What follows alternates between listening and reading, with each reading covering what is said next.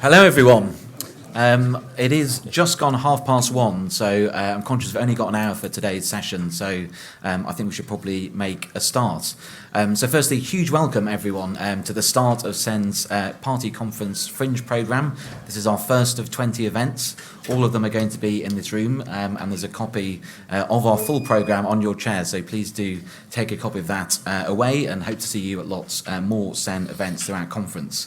My name's Sam Hall. I'm the Director of the Conservative Environment Network, and for those of you who don't know us, we're the independent forum for Conservatives in the UK and around the world who support net zero, nature restoration and resource security. This panel session is entitled Here Comes the Sun, Are Solar Farms a Threat to Food Security or a Route to Energy Security?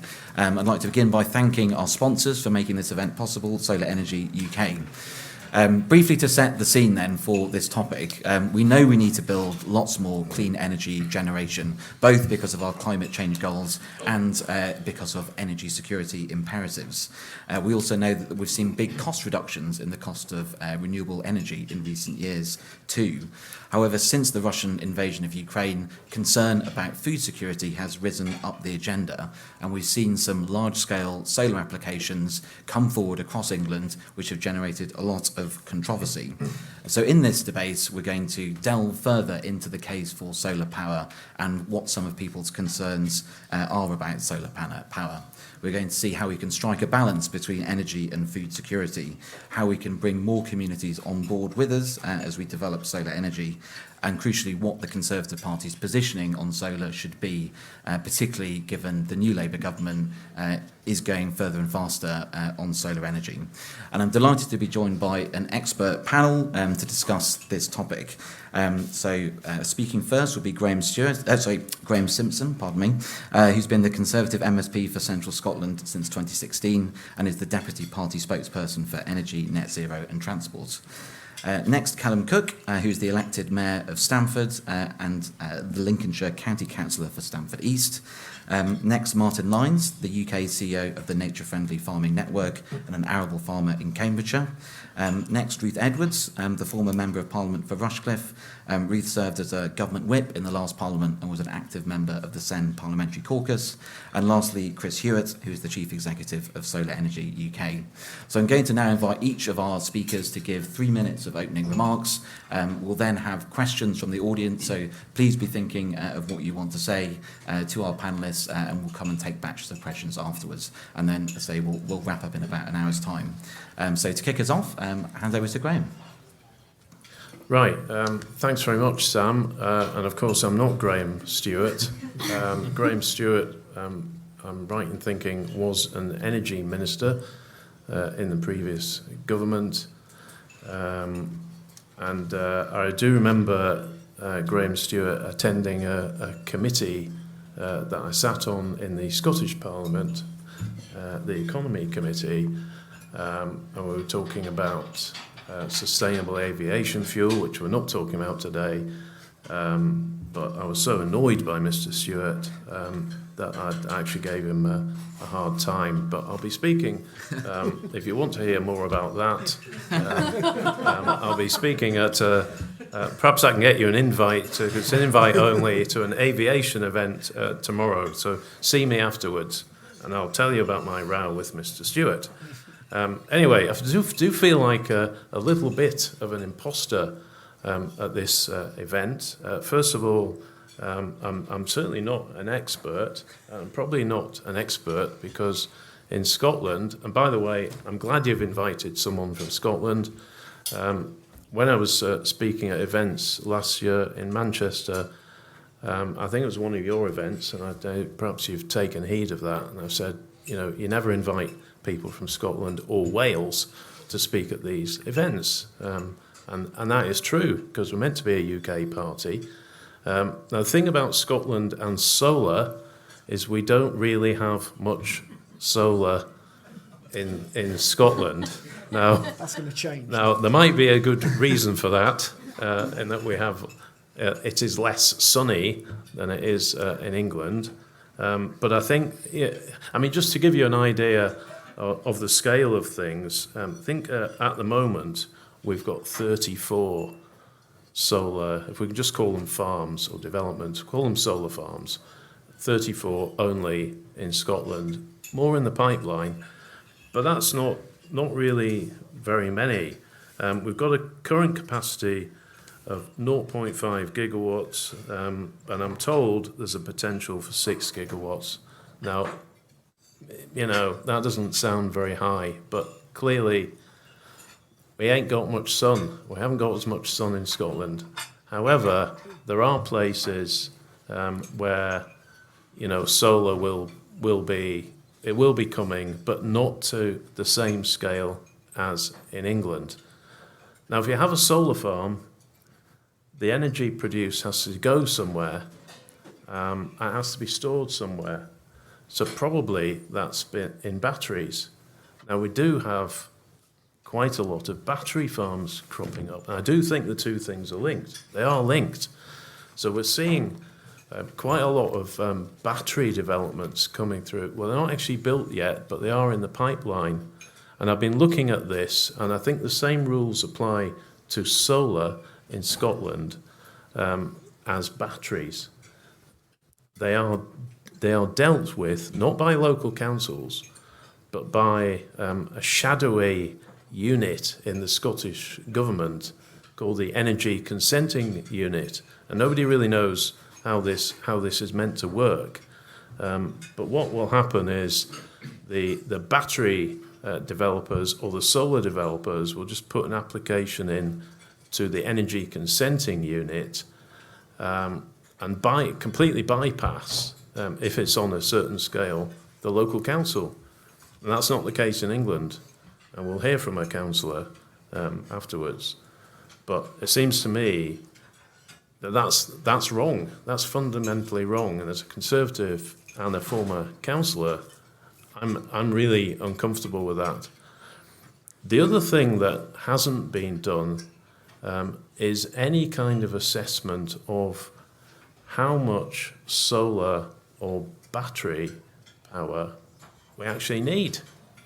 And when I've met people, certainly in the battery field, if we can say that, they have used two phrases, and I think the same probably applies to solar, and we've got to be very careful of this. One is gold rush. So gold rush is developers seeing an opportunity, shoving applications in, trying to get consent, and then just making money out of it. And the other phrase is Wild West. And that is very true, because these developments or potential developments are just cropping up all over the place with no rhyme or reason. And that's where local communities cannot understand what on earth is going on. And I think Kelham will probably, I was chatting to him earlier, but he probably feels the same way as I do, is that if you want to bring people with you and communities with you, you actually have to engage with them, not just run a tick box exercise where you can say, oh, we've had a community meeting, everyone was fine with it, when they're actually not. So I accept, and I think Conservatives would accept, there is a need to, have more sustainable forms of energy generation. But given that we're talking about the link with agriculture, it cannot just be anywhere, because we have to take into account food production as well. And I've probably spoken for more than 3 minutes, and I haven't even got a speech written. So I think there are huge issues, certainly in Scotland. Solar, not such a big deal, but batteries are, and they are linked. I'll leave it there, and I'm happy to expand later on. Thank you very much, Graham Simpson. And now I'll hand over to Kelham. Cool, thank you. And thank you, Graham. Likewise with you, I wouldn't say I'm an expert. I know there are a number of local government colleagues in this room that would probably be better sat up here. But in terms of talking about local authorities and local government, we do have a crucial role balancing the need for sustainable energy development with the protection of our rural landscapes versus agricultural productivity. And to give you an example, So I'm a county councillor in the great county of Lincolnshire. We are a farming county.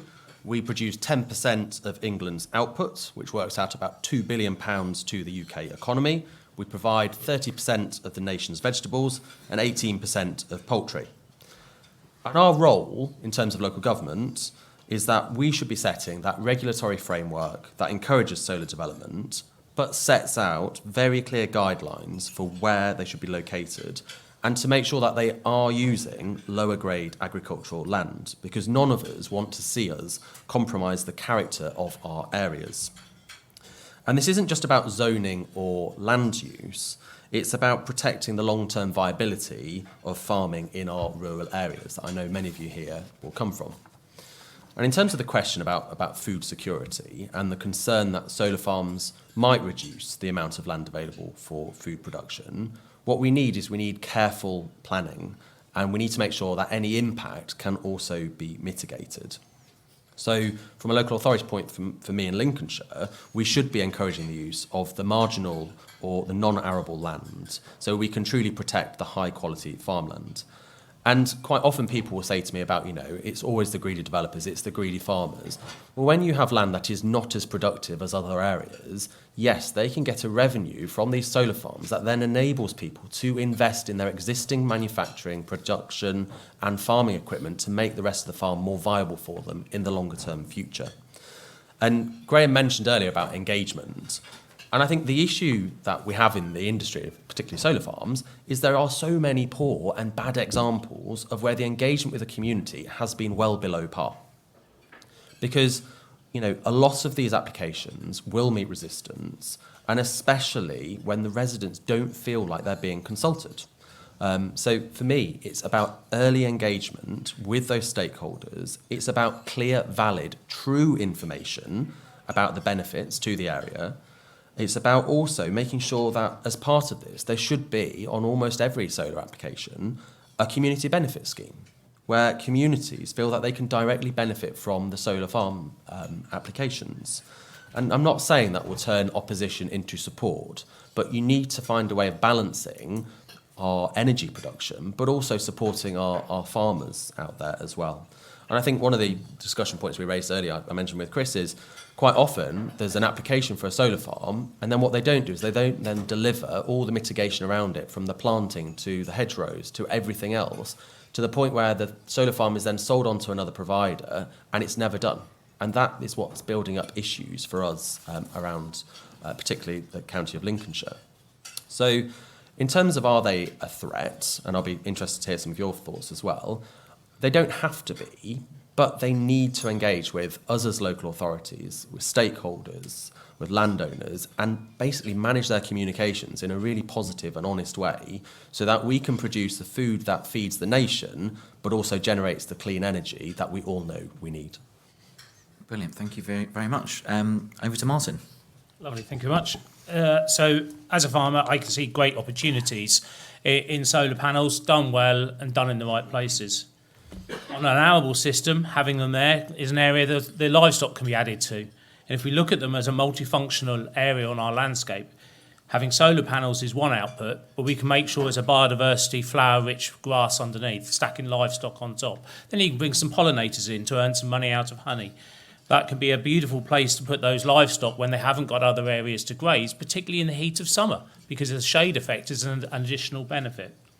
We often hear about the amount of land that's currently being used. Less than 0.1%. We have more golf courses than we do solar panels.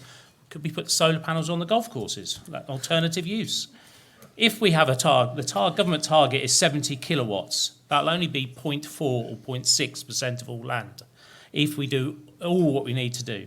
And we all need to electrify the system. We all need electricity. We need to get it right. And if we do it right, that gives viability to farm businesses, getting the right schemes in the right place. Done well, gives opportunities for local communities, because can we do a discount scheme or opportunity to feed into community pots to add into the output. Access to nature, how do we connect footpaths? If we're in an area that has a upstream of a development, what's the water storage capacity? Could we slow the flow of water down? We really need to think there is a multifunctional item added into the landscape. and it's all reversible in 30, 40 years' time. You can take them out and bring them back. I've been talking to a farmer recently who's in the deep peat fen, and they're looking to put them on because of the carbon benefits they can do. It'll improve the fenland, and then in 30 years' time, he can take them out and go back to cropping. He thinks he'll have the best soil quality in the area because everyone else is going to carry on farming their area. So we need to think about it in the right context. We often hear the language around food production, food security. We already use 62% of our cropland to feed animals. 200,000 hectares of maize and sugar beet and other things for anaerobic digestion. We are already using the majority of our landscape for energy production to feed animals and energy plants. All we're talking about is taking some land and connecting it where it can to the grid to produce other things. But we do need to talk about where that food is produced and what we need to produce in different areas. It does need to have local engagement at a national level. And we really need to think of those areas of, I've seen farms that have leased the land or the site, they've got the benefit of the energy from the solar panels, but then the developer sells the BNG for biodiversity benefits. And then there's a carbon sequestration benefits that layer underneath and other benefits. We need to make sure these contracts are written well, that the farmer or the land manager is getting all of the benefits from what is coming in the future. There are challenges with the tenanting sector because some farmers who own the land but have a tenant look at it as an opportunity. But we could join that up because it doesn't mean removing the farmer from that landscape. That landscape can still be farmed and managed, but it just delivers slightly different outputs. So we can still make farming businesses. And many of the solar developments that we are seeing are large, but they don't cover the whole of that landscape. There are pockets and opportunities for local food production on those corners of fields and small areas that actually can bring local food production and community production really close to people when we build those in the right places. So I think the balance is there if we can get it right, and there's a huge opportunity to drive revenue into rural economies and give financial opportunities for farmers and stack many benefits. We've got so many asks of our landscape, we've got to stack those benefits, and farmers have an opportunity of doing that. Great, thank you very much, Martin. Ruth. Thanks, Sam. So I'm Ruth Edwards. I am one of the many Conservative MPs who were wiped out in the great extinction of the 4th of July. I think Sam has asked me to speak today because of where Rushcliffe is in terms of national grid infrastructure. We have about 11 solar farms there in my former constituency and 2 more going through planning process. So that's me. It would be really helpful for me just to sort of gauge where the audience are. Could you put your hand up if you would say that you lived in the countryside? So quite a good proportion of the room there. And could you put your hand up again if you would feel enthusiastic about having a large-scale industrial solar farm built near your house or your village? I thought that might look a bit different. Now, just to be clear on what I mean by a large-scale industrial solar farm, I don't mean a small on-site solar installation, which you might use to power a farming business or any other rural business. I mean a large industrial scale zone. So if we look at Mallard's Pass, for example, which I think Kelham will be very familiar with, which Ed Miliband has just waved through the planning process a couple of months ago, that is 2,000 acres, 1,400 football pitches of solar fields. It's 4 miles long, and the panels are 3.3 metres high. Now, I'm 5'2", and according to Google, that's about 1.6 metres. So that's roughly 2 me's. If I went and defied biology and stood on my head, that's how tall those panels are going to be. That's the kind of infrastructure we're talking about putting in the countryside, and we're calling it a farm. I would agree with everything that's been said on the panel. I would add one more fundamental challenge, though. I think the countryside should be the last port of call for where we put solar panels and not the first, which is what it currently is. I don't mean by that we shouldn't build solar installations, that we should reduce solar at all.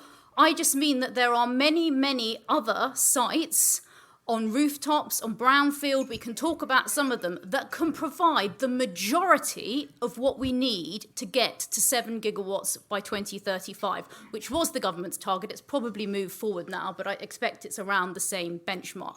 That doesn't mean that no solar farm ever has to be built in the countryside, but just why on earth would we start sacrificing beautiful green space when we could be building it on warehouse roofs? And that would be my main challenge to the solar debate.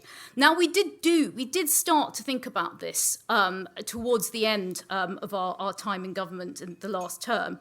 So we changed permitted development rights, for example, to make it easier to build large-scale solar installations on commercial rooftops, and to allow for solar canopies in car parks. So the British Geological Survey, which has a big site, lots of employees in Rushcliffe, they have all their cars are covered by solar canopy. It's a really good idea. You get out of the car, you don't get wet if it's raining, and it doesn't interfere with the landscape. It's a good way of doing it. I think the other thing we need to do is to take into account the impact of cumulative solar builds in an area. So I said that there are 11 solar farms currently in Rushcliffe and 2 more going through planning. So most of them are clustered around the same part of it as well. So you've got some really small villages called like Wysall and Costock. The first solar farm application that came forward, not many people objected to that. Fair enough. There was pretty good screening plans in place. It's 1 solar farm. There are now planning proposals for a further 3 sites around those 2 villages. And that, I think, is something we have to start taking account of, because rural communities are not dumping grounds for the country's infrastructure. And that's how I think they have been treated. Now, we also did start to take this into account as well. The Energy Secretary, former Energy Secretary Claire Coutinho, she published a written ministerial statement in May, just weeks before the election, saying that for the first time, this cumulative impact had to be taken into account when it came to solar farms. And I thought, brilliant, that's going to be good. That's really going to help us in Rushcliffe so that we don't become the dumping ground for everybody's energy infrastructure. I very much doubt that that's going to survive Ed Miliband, to be perfectly honest with you. And I think we need to be really clear about what the risks are with this. Because just as solar is coming of age, as we're seeing brilliant advances in battery technology, I think we risk making it really, really unpopular with the public. Now, I appreciate that if you're here in this room, you're probably quite interested in the environment. You could be in the hotel bar. It's only 2:00 on a Sunday. But there are many, many people in the country, I think, who are going to be completely alienated from the net zero debate if we insist on putting large-scale industrial infrastructure of this kind around where they live, unless we have first explored all other opportunities. And I think the thing that I found really sad is that over the last 5 years, over the last 14 years in government, we didn't do more to supercharge solar on rooftops first. And so we have so many builds in the countrysides. Of course, they aren't permanent structures, so we have the opportunity to turn the debate round now, to start prioritising solar on rooftops, and as existing, so we don't have to continue perpetuating getting more solar farms in the countryside. We can switch that. I think that's something that we can debate for the rest of the panel. And just the final thing I would say, and I promise it is the final one, Sam, is that in order to decarbonise the grid, we are going through a huge amount of infrastructure change. It is a once-in-a-generation change that we're doing. Yes, it might be more difficult, but for goodness sake, let's use this opportunity to do it right rather than to do it cheap and easy, because we are going to have to live with that infrastructure for decades. Thanks very much, Ruth. Good challenges there. Chris, over to you. I'll take up some of those challenges. So thanks for the invitation. I'm really pleased to be working with Sen again. So we've worked with Sen for a number of years, and it's really appreciate the work you do. So I can pick up some of the things we've said already. But so the first thing to say is yes, we do need to decarbonise our grid, and we do need to deliver net zero for climate change, but solar is now the cheapest way to generate electricity, bar none. I mean, onshore wind and solar, probably between them, are the cheapest ways of doing offshore wind close behind. And if if you don't build more renewables, then we are going to maintain a high cost, high carbon system. And the UK will be more dependent on imported gas from Russia, from Qatar, from all these places. So, and it's not just the places we're importing it from, it's the volatility of that price. We will see more energy price crises as we go forward. Whereas if you have a 100% renewable system, that is a stable, low-cost energy system for a generation. And that's a real big prize to go for. So that's the first thing. Solar is not as unpopular as well as I think is, if you like, the media narrative puts out. So there are many, many polls out there which have asked the question of people in rural areas, in urban areas, about their views on solar. The last one I've seen was just looking at rural constituencies, just before the election. The question was, how would you like farmland used? If you saw certain developments happening in your area, would you support or oppose them? And renewables, both solar and onshore wind, the support in rural constituencies was 69%. Opposition was 11%. And that's just in rural constituencies. So there are certainly some people who don't like the look of them. I don't deny that. That's true. But actually, there's a very large silent majority out there who are perfectly willing to accept and often strongly welcome renewable energy in their area. So that's worth saying as well. 20 gigawatts of solar. So yeah, but your government, the previous government had a target of 70 gigawatts by 2035, and that sort of level of solar is definitely deliverable. 20 gigawatts already has planning permission, has been agreed at local level all over the country, and there's one or two which have come through at a national level now. But there's already, so that, again, that to me that's evidence of quite a lot of community consent for solar. And Kelham is absolutely right. Community engagement is absolutely key. All developers should be talking to those communities early on, and they should be listening to those communities and thinking, okay, if the view is impacted here, then we will change the design of that. We will alter the way we do this to reflect the concerns of the community. Absolutely. So I think, yeah, there are good developers and bad developers out there, of course, and we have best practice on community engagement to try and promote that. But the other point to look at is, I think some of the points have come up in terms of its economic benefit and its benefits for those rural economies. It's really, really important to note. So yes, it's a diversification of income for farmers. And there are many, many farmers out there who are, frankly, only now in business because they have some renewable energy, some solar on their land, because it enables them to use that income, which is steady income, to then invest in food production in other parts of the land, as Martin was saying. There's a considerable business rates income for local authorities as well. So particularly those larger ones, they're going to be, we're talking millions of pounds of business rates to go into local services. That's again, something which is an investment in the local economy. So this is allowing rural economies to benefit from net zero. There will be community benefit funds, and the best developers already do it. We're going to be setting a benchmark so that all solar farms should be expected to contribute to community benefit. And again, this is something which not all industries do. Not all land uses actually volunteer a community benefit. That's something which is pretty unique to the energy sector, both wind and solar. And then, particularly if we're talking about those areas where there are going to be a number of solar farms, and of course there'll be some which are clustered because of the grid and the way that it's designed. There are job and skills opportunities there. If we're going to be building more solar farms, building more battery plants, building the networks which are required to support that's a whole set of jobs and skills which can be embedded in those local communities as well. And I'd argue that places like Lincolnshire, if you look around Nottinghamshire and South Yorkshire, there are communities, if you like, which have been scarred by the loss of the old energy industry, the fossil fuel sector. The last coal-fired power station shutting down tomorrow. Well, I would hope that a lot of the jobs in the construction of the clean energy sector will be able to be sort of picked up in those areas as well. So there's feeding back into those local areas.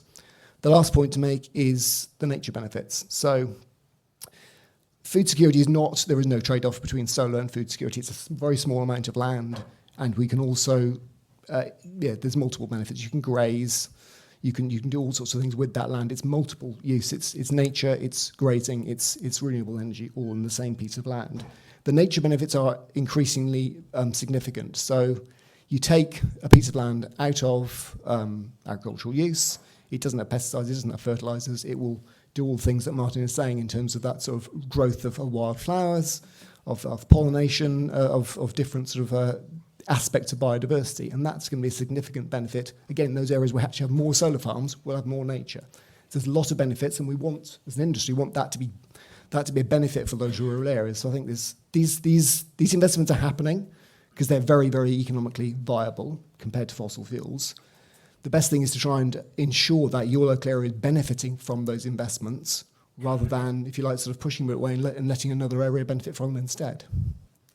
Great, thanks very much, Chris. Now I've got 2 or 3 questions that I'm going to put as chair to some of our panellists, and then I'm going to throw it open to our audience. So please be thinking of questions and be ready to put your hands up in a few minutes.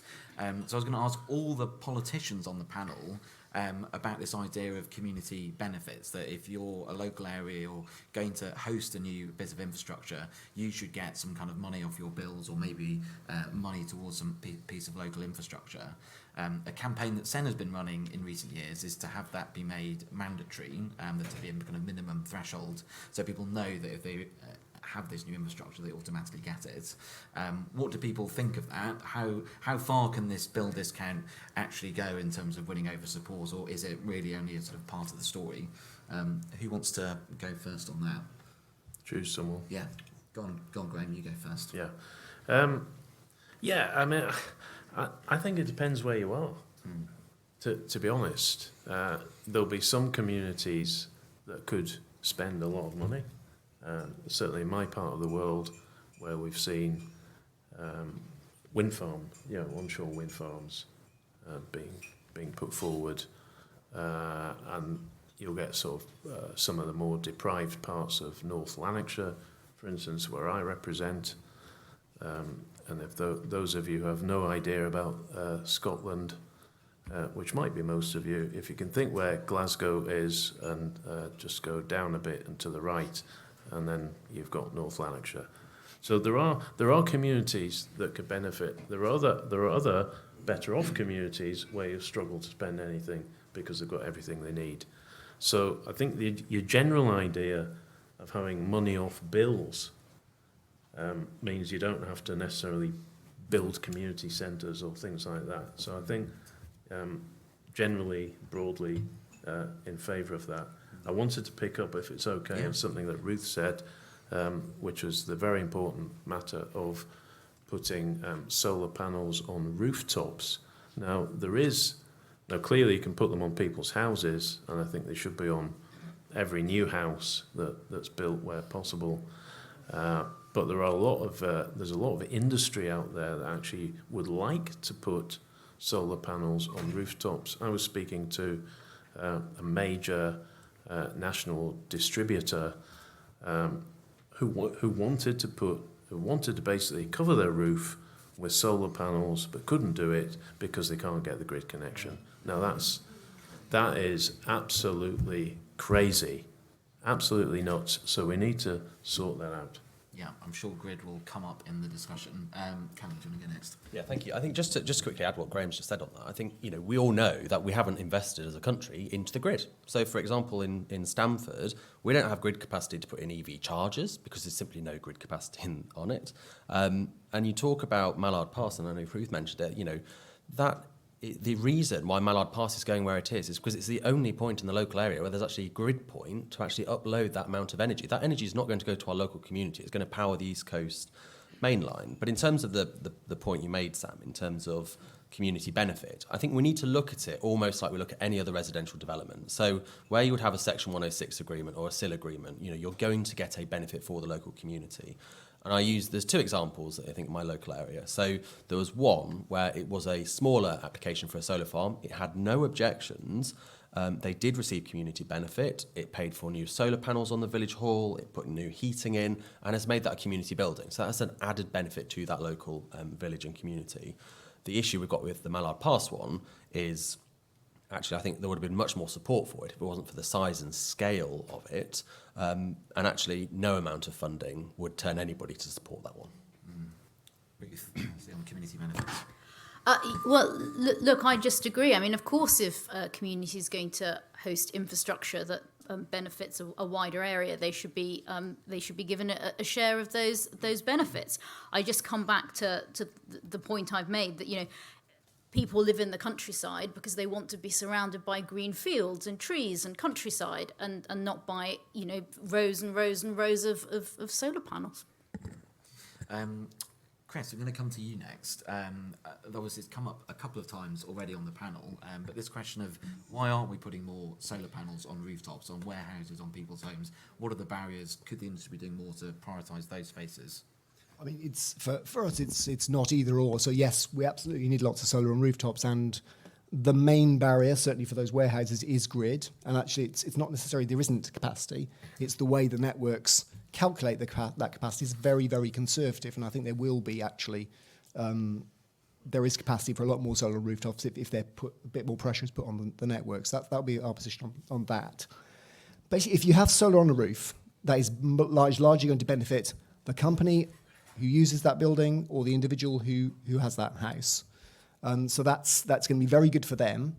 The point of the solar farms and so the grid solar is that's going to be driving down bills for everybody else. Not everyone can have solar on the roof. You might live in a flat. You might live in an area which just simply does not work for solar. So I think that's the point. Is it's something which is going to benefit the entire community. I think there's a thing here which I think Ruth has really highlighted, which is the question is the only concern around solar what it looks like visually? So I think food security arguments don't stack up. We know it's good for local nature and local wildlife. We know it's good for reducing bills and sort of all of that. There's really only one argument, which is around its impact on visual impact of the area, and that's something I think we should have a genuine discussion around. Is how we ensure that those visual impacts are minimised, rather than pretending it's about food security when it's not. Rather than saying, the biggest fear actually of local populations who live close to a solar farm is it's going to impact on the local wildlife. So the evidence is completely the opposite happens. So I think that's the question we have to have a discussion with. How do we make sure that visual impact is reduced? Can I come back on that? We may as well have a debate, Sam. Very quickly, but I want to get onto audience questions. The statement that solar farms have no impact on wildlife, that cannot possibly stack up. No, they do have impact on wildlife. They benefit wildlife. How can they benefit wildlife? If you've got a solar farm that is the size of the one that Ruth mentioned, which is multiple football pitches, how on earth can that benefit wildlife when it's replacing a natural field? It's often replacing a field which may be heavily grazed. It's certainly often treated with agricultural inputs. And it's often specifically managed to benefit wildlife. So you will see wildflowers and biodiversity improved, as Martin was saying. I think, the other thing as well is the biodiversity net gain requirement also applies to solar for the local planning, and then from next year, the larger projects will also have to deliver a 10% uplift on biodiversity. Martin, I was going to ask you about this question of farmers' finances, because you hear a lot that solar can be very beneficial to farm businesses in providing that more resilient income stream. I think one of the counters that you often get to that is, well, are we properly rewarding food production? Is it an unfair playing field that we've created, that we're subsidising energy, subsidising through ELMS some of the nature measures, but we're not giving farmers enough of an incentive to produce food? What will be your comeback on that challenge? There's not enough incentive for food production. Many farmers are pulling out of food production because it loses them money and looking at other opportunities. But also those companies that are in the supply chain of food production are taking all the value away from the farmer, but putting all the cost and all the pollution and all the impact on the farmer. And we need to make sure that balances out, that manufacturers that buy from farms pay for the true cost of production and the impact that has on that landscape, and to make sure there's a profit at the farming end. I mean, in many of the products, the farmer's only getting 0.2 or 0.02 of the margin in the system. The food system has huge profits right through, but there's none at the farming end. And it's been underpinned by an area-based payment scheme in England that's moved away, and we moved to ELMS and paying for it's not a subsidy, it's paying for the action that public money are funding for farmers to deliver. But that comes at a cost, so there's very little profit in that, but it's good in the whole of a whole farm approach. So I think to get all this right, we've got to make sure the food system and other products we produce from our landscape is the fair margin, or else farmers will look for the things. I'm running a business.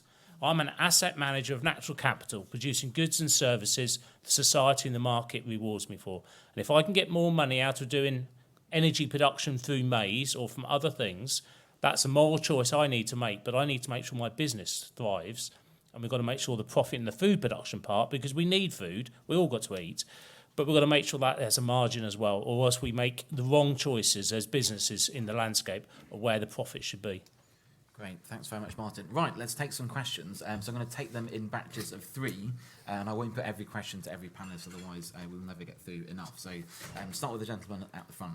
Yeah, thank you. There should be a microphone being brought to you, probably in front of you. Sorry, could one of my SEND colleagues pick up the mic and... Can you hear me? Yes, I think you can. Councillor Richard Cox, Staffordshire County Council, Lichfield Rural West Division, and I'm also on Lichfield District Council. So the village I work in, actually, industrial-wise, it's the home of Armitage Shanks, which isn't agricultural, as you could imagine. But we are surrounded, and the key thing is it's the farming rather than anything else that I value, in terms of not just because I want to live in the countryside, it's actually I recognise the importance of farming, and that to me is under threat because the incentives seem to be going in the direction of non-farming in terms of ticking the box on biodiversity and so forth, and we're losing out on production. Now, I see that quite clearly from hearing from the many farmers that are within my county division. So I'm talking quite a lot of farmers, and they are concerned. But there'll always be one that will take the opportunity of solar energy because it's easy buck. Quick question at the end. Well, the question is, I think there needs to be far more lobbying and far more understanding. So it's not really a question. I want really the panel to understand. It is about putting those panels on warehouses. It is about all this new build that all our districts are having to undertake. Thousands of houses, beyond sustainability in many cases. Great. They'll put them on there. Stop you there. No, I just want one comment. The grid. Yeah. And that should stall him a bit. Grid. We've got a site. It's cost 1.4 million just to connect to the grid. Yeah. It's not. The developers it can't be done. So the grid has to change attitude. So I think there's a lot more in it, and I'd like the panel to. We will delve into some of those issues. Thank you very much. Right, let's take a couple more. I'm really keen to get through as many as possible, so please keep your questions short so others can also contribute. The lady there. Thank you. Councillor Iona Parker from Braintree District Council in Essex. My question for the panel is, should there be stronger protections in planning law to protect best and most versatile land from solar development? The reason I ask this is we've just given permission for a solar farm, 100% grade 2 agricultural land. The reason the officers recommended it was because it would definitely be given permission by the planning inspectorate, because the view is that low carbon energy, renewable energy trumps all other considerations. Thank you. Right, let's take one more on this side of the room. Yes, the gentleman there with your hand up, and we'll go to the other side next.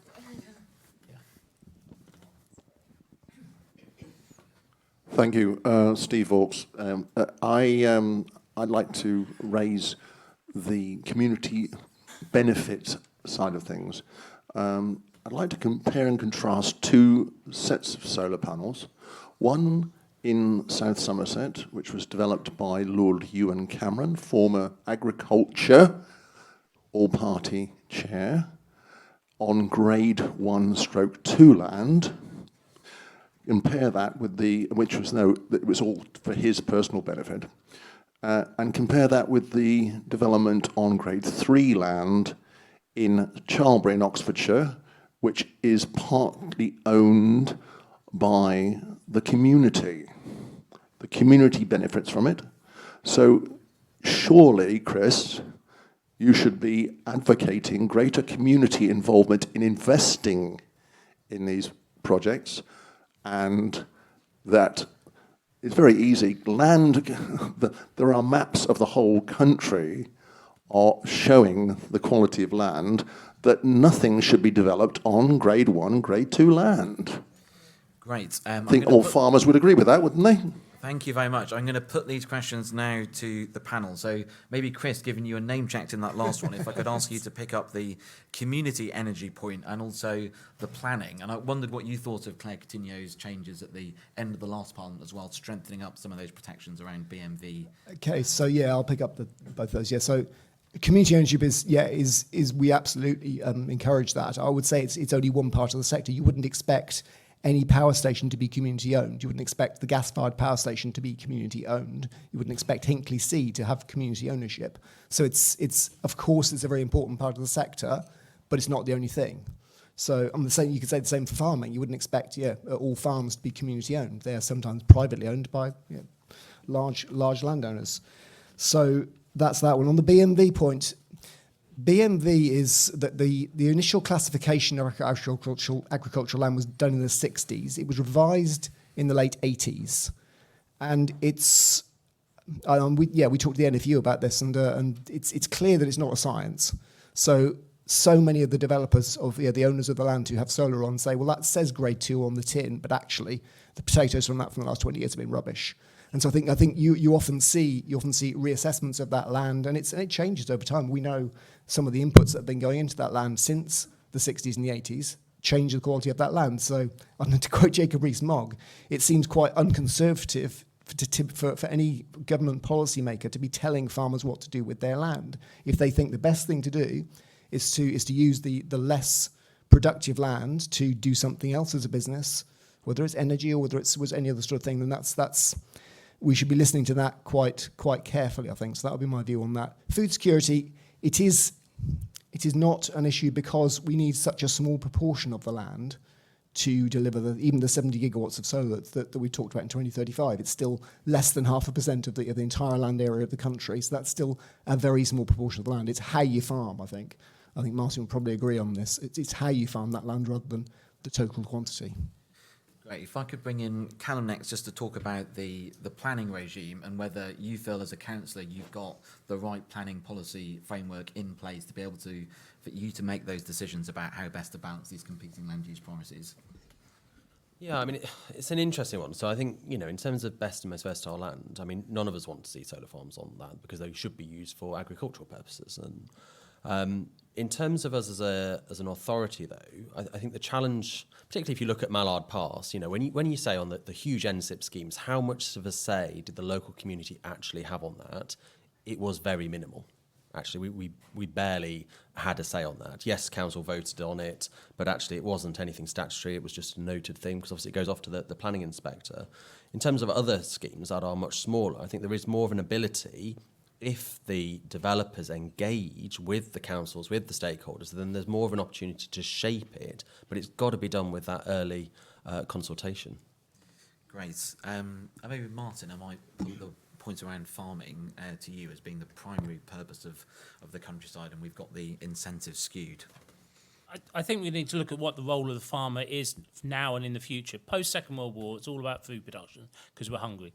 We actually only use a third of our land to produce food, and we throw 40% away. We're asking all farm businesses to balance carbon sequestration, nature restoration, because agriculture has caused problems for nature. We need to restore that. Produce some food, access to the countryside, cleaner air, cleaner water. And it's how do we have a system that helps each farm business find out its balance for its own farm and its own business.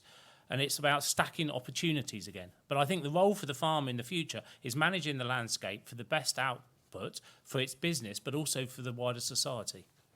Right. Maybe I might bring in Ruth lastly just for a comment on the grid points, because I know the part of the country that you represented had a lot of the old coal-fired power stations, and so had a lot of grid capacity, and as a result, you've seen a lot of solar applications. What more would you like to see done to improve the grid so that some bits of the country aren't getting their disproportionate share of this infrastructure? Yeah, I mean, I think it's been a shame that the last 13, 14 years when we've been in government, we haven't been investing more of our time, energy and political capital into looking at what we need to do to the grid to get to prioritise solar being on rooftops, on brownfield sites, in car parks, along motorways, like you've got in the US, China, Germany. There's lots of opportunities to expand solar production of energy, which of course we want to do, as Steve was saying, it's the sort of cheapest form. There's lots of opportunities to do that, and we haven't taken it to the extent that we could have done. And I hope that, obviously, we've got all four leaders, or leadership candidates here over the week. I hope that whoever does take up that mantle really takes heed of that opportunity, because we've got a great opportunity to do that. Because of the amount of work we're going to have to do to the grid anyway, now's the time to do that. And I hope we crack on with it, really, because Labour aren't going to do it, certainly not based on the last few months. Great, thanks so much, Ruth. Right, let's take a batch of questions on the other side of the room. Yes, the gentleman there. Thank you very much. I'm Councillor Cooper. I live in Surrey. Surrey actually put out a recent leaflet on this idea of putting solar farms on agricultural land, and the answer is don't want it. Actually, as Ruth has said, as Graham I think has said, the place to put them is on rooftops. And Surrey, in a sense, is quite energy hungry in terms of, it's a lot of people there, whereas perhaps Lincolnshire is not quite at that level. So I think that's the sort of first thing to put along. So I like what Ruth said, I have to admit, and what Graham said. The question is about the grid. And you talk about the grid, and Councillor Cooke talked about the grid, and the problem is that the grid was built for big power stations. That's where it came from, and that's what it is. The idea that we can suddenly rush into building all these connections to what are very small suppliers of energy is really quite a big challenge. And I think as a party, as in fact, the government has completely ignored this problem. And I think I'd like to hear, where's the money going to come from? And that's really our problem if we really want to rush to the zero. Yes, the gentleman on the back, the row behind, on the left-hand side. Angus Allen, Colchester. My background is the food and drink industry, so I've actually looked at the economics of putting solar panels on our factory. So I'd like to offer a potential solution. The food and drink industry is our biggest manufacturing sector. You have people making the product, you have people distributing and storing the product, and you have people selling the product. All of them have huge roofs, most of which do not have solar panels on. And the other benefit of getting into bed with the food and drink industry is that we use the power when solar panels are generating it. We have enormous amounts of refrigeration, so when solar panels are really going for it during the day, that's when we need the power. So hook up with the Food and Drink Federation and get on with it. And the one at the front there. Oh, yeah, no, go on. You've got the mic. Go for it. Thank you. My name's Claire Bottle. I'm the Chief Executive of the UK Warehousing Association. Our 2022 report proved that at least 15 gigawatts of solar panels could be installed on existing warehouse rooftops. And in fact, only 5% of warehouses have any solar panels on the roof. Now, I would point out that food security is not just about food production, it's also about food distribution. So we need our logistics systems to work effectively, and we're going to be more and more reliant upon electricity. But for a warehouse, in temperature control, as Angus was just explaining, they'll always use all of the power from the roof. The ambient warehouses that we have here in the UK usually only need the power from about a quarter of their rooftop. And so there is an opportunity for them to feed back into the grid. But I was involved under the Conservative government in the solar task force, and we produced a document, the solar roadmap, where we identified the two big challenges that we face in installing more rooftop solar were the grid, which we've already heard about, and also legal complexities about the relationships between landlords and tenants. So to come to my question is, now that we know that the solar roadmap isn't going to be published, and that now that the solar task force is apparently being reconstituted without me on it, how can I get more warehouse rooftops covered in solar panels? Great, and we'll just take this one at the front, and then we'll have to call it a day for questions. Hi. Paul Oren from South Cotswolds. To me, the answer is very, very simple. It's all a question of scale. I have had solar panels on my roof for the last 10 years. They now return 22.5% return on investment. I had a solar heat pump put in 3 years ago. I get free heating and hot water for my house, which is a 4-bedroom house. It's a no-brainer. And to me, just if I travel around the country on the train and I don't see any solar panels on rooftops. You go to London, I've never seen a solar panel on a London rooftop. I mean, it's the answer staring us in the face. And small is beautiful. There's no special grid connection. The energy is used in-house, and everyone wins. I don't see where the problem is. Is that not the solution? Great. Well, huge thanks everyone for your questions. I'm now going to go to each of the panellists in turn, asking them to pick a question to respond to, and also any final concluding remarks. We're very short on time, so if everyone can keep their remarks to under a minute. But yeah, start with Kelham. Thank you. So I think the point that was raised and pointed at me in terms of the grid capacity, I'm not an expert on the grid capacity at all, but, you know, we have got a huge issue in this country. We haven't invested in it for decades. You know, we need to invest in it desperately, because otherwise we are not going to move forwards as we need to in terms of getting to net zero. Chris, and I'd be really interested to particularly pick up on that warehouse point as well. Sure, yeah, okay. I'll pick up on Claire. So the Total Task Force is re-meeting. The subgroups aren't being reformed, so that's why, Claire, you're not going to be involved in those meetings, but absolutely the delivery on the rooftop side will certainly include your sector for sure. It's this dichotomy between rooftop and solar farms. Again, I'll repeat again. If you're wise enough to invest in solar and have it on your roof, I live in London, so I've got solar on my roof, so there are some, but I know what you mean.